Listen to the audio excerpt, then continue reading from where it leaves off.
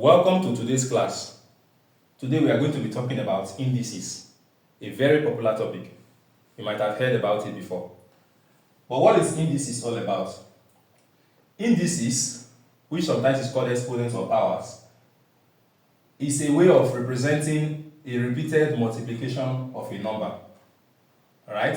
When a number is repeatedly multiplying itself, indices is like a short form method of expressing such numbers.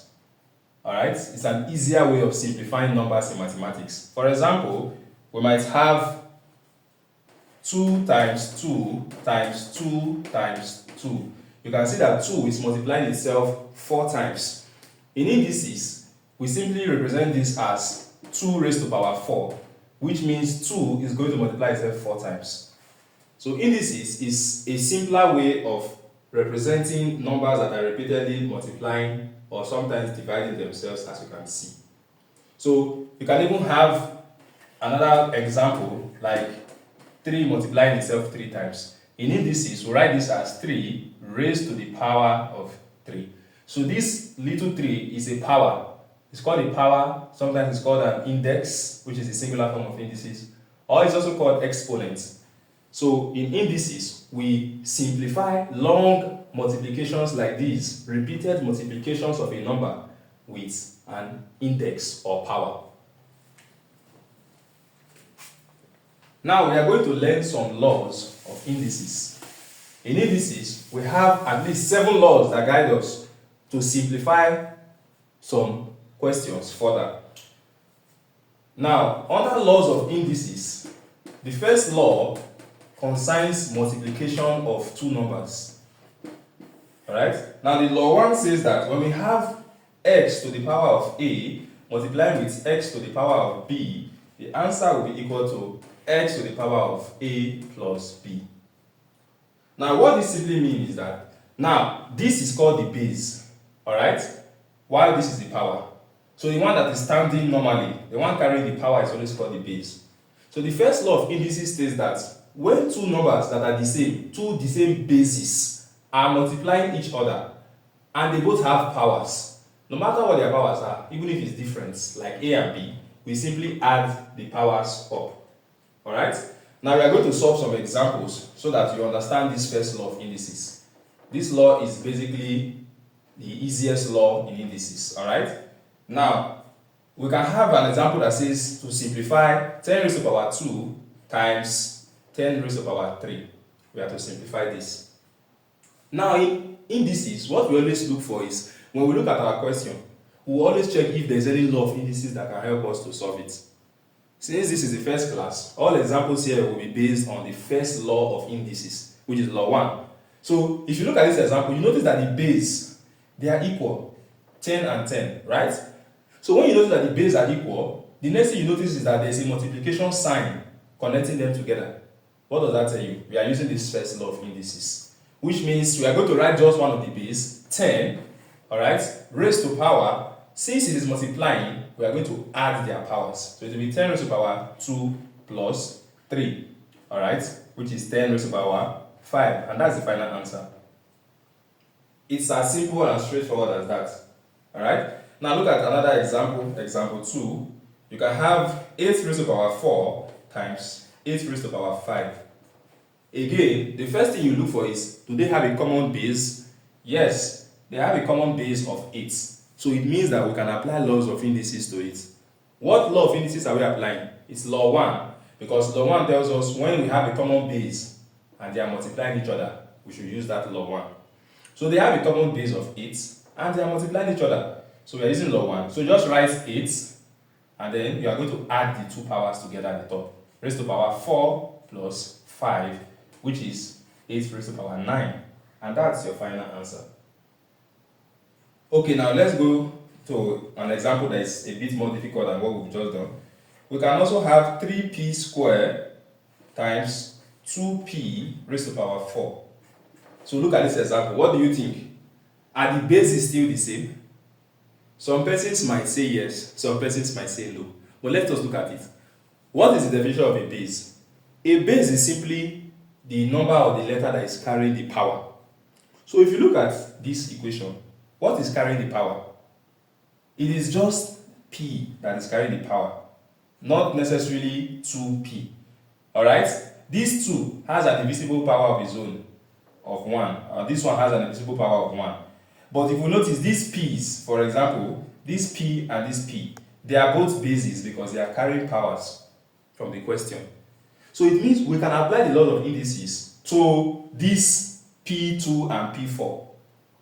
So applying the law of indices gives us what? We're going to have p raised to power what? We are adding the powers together, raised to power 2 plus 4. But then again, what is going to happen to our 3 and our 2? Now, since our 3 and 2, they are not of the same base. One is 3, one is 2. We cannot apply law of indices to them. So what do? We solve them with normal calculation.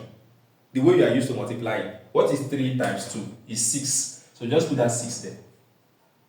So the law of indices does not affect 3 and 2. Why? Because they are not the same base that are multiplying each other. So the ones that are the same base are P2 and P4. P is the same base. So we apply that law of indices just to the P. But for the numbers, we multiply it the normal way. So that's how we got 6P raised to power 2 plus 4, which is 6P raised to power 6. Alright? So that's basically the kind of sense we use in solving indices. Let's look at a more complex example now. We can have 8x squared y cubed times 8x y 4. What do you think this is going to be? If you notice, we have the same base of 8 multiplying each other here. We still have x here, we have x here, we have y, and we also have y. So in this particular question, we have 3 different instances where we need to apply the first law of indices because we have the same basis, alright? 3 times. We have 8 and 8, we have ox and ox, we have y and y. So we are going to apply that law of indices 3 times. So it means I'm going to pick one of these first of all. 8 raised to power. What are the powers I'm adding? You should know that when you have a number, for example, like this, 1, 2, or 3, even if you are not giving a power, automatically you should know that it has the power of 1. Alright? Because anything raised to power 1 is that same thing. So this, in the question, you are not giving the power. By yourself, you should be able to know that there is a power of 1 here. Alright? So it's going to be 8 raised to power what? I'm adding the 2 powers. 1 plus 1. Alright? What is the next term that has the same base that we are applying this to? X. So x is here, x is here. Let us add the x. So that is x raised to power what? Here we have raised to power 2. Here, raised to power, there's no power, so we know it's a power of 1.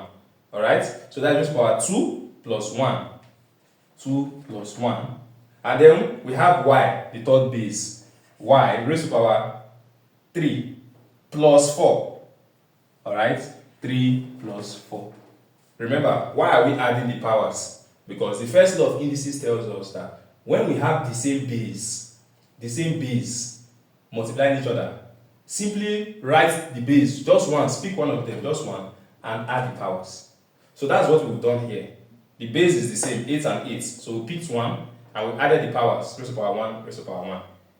The base here for x is the same, so we picked one, alright? And we wrote the powers, added it, 1, x raised to power 2 plus 1. And for y, we wrote one of them, and then we added the powers 3 and 4. So it means that if you solve this, you are going to have 8 raised to power 2, x raised to power 3, y raised to power 7. So that is how to solve questions that border on law 1 of indices. Let's also quickly take at least 2 more examples to further help you understand further how these laws work. Now, this I would call it example 5, alright? So remember, this is the law we are using to solve. This is law 1 of indices. So we can also have this x raised to power 3 times 2x raised to power 4 times 3x. So when you see this, always ask yourself, what is the common base? Do they have any common base? You can see that x is here, x is here, x is here. That's good. Apart from x, is there any other one that represents that is there all true? No, because we have 3 here, but we have 2 here, and we have 1 here. So it's only x that is the common base. So we are going to write our x, and then we are going to add all the powers of x. This is 3 plus 4 plus, what will this be? 1. Remember, anytime you are not giving, if it's just 3x, you should know that there is a raised to power 1 there. So this is 3 plus 4 plus 1. Alright? And then for the other numbers that are not the same base, where we cannot apply laws of indices, solve them the way you solve normal calculations. So this is 2 times 3, which is what? 6. So which means our final answer is 6x raised to the power 3 plus 4 plus 1, which is 6x raised to the power 8. So that basically is the trick behind the laws of indices. Alright? That's it. You just need to be able to identify the base, the common base. Once there is a common base, simply add up the powers of that common base. Okay? So we can also have another example.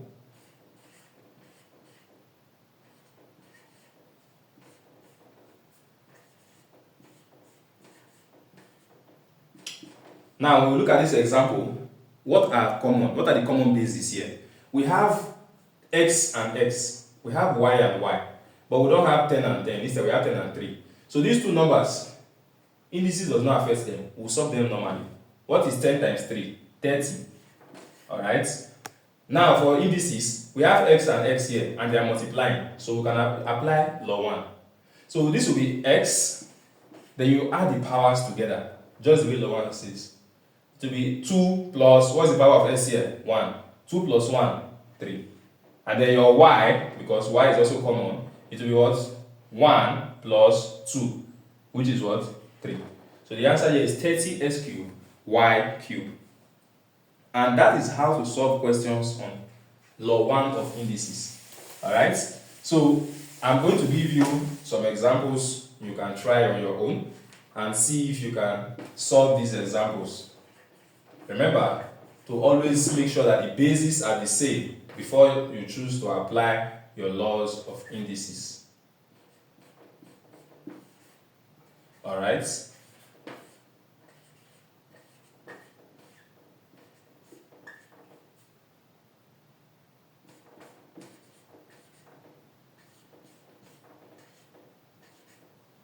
So try and solve these examples. Let me know the answers in the comment section. In our next video, we are moving to law 2 of indices.